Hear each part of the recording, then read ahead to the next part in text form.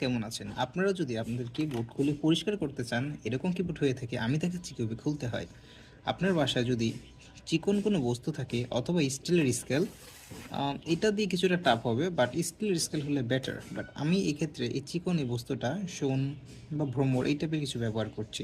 তো প্রত্যেকটা কিবোর্ডের দুই পাশে আংটা থাকে, এদিকে একটি আংটি আর এদিকে একটি আংটা। সো আপনারা যে কোনো অ্যাঙ্গেল বরাবর যদি লিভারের মতো ঢুকিয়ে যদি এখানে একটা লিভার ইউজ দিতে পারেন, দেখতে পাচ্ছেন এটা হচ্ছে একটু উপরে চলে আসছে। আবার এদিক থেকে যদি আপনি দেন, এই যে আস্তে করে এটা খুলে চলে আসছে ওয়ান। সো এভাবে আপনি খুলতে পারেন পরিষ্কার করে, আবার লাগিয়ে ফেলতে পারেন। বা যদি এভাবে যে কোনোটা খুলতে পারবেন। ফর এক্সাম্পল আমি যদি অল্টারটা দেখাই, এদিকে একটা সাউন্ড শুনতে পাচ্ছেন, এই সাইড দিয়ে দিলাম, হ্যাঁ এটাও খুলে চলে আসছে, দিস ইজ হাউ। অথবা যদি মাঝখানেরটা যদি খুলেন, formula same.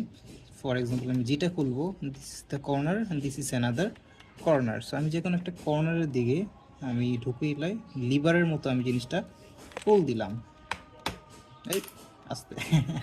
So this is how you can কিবোর্ডগুলো খুলে পরিষ্কার করে আবার লাগিয়ে ফেলতে পারবেন।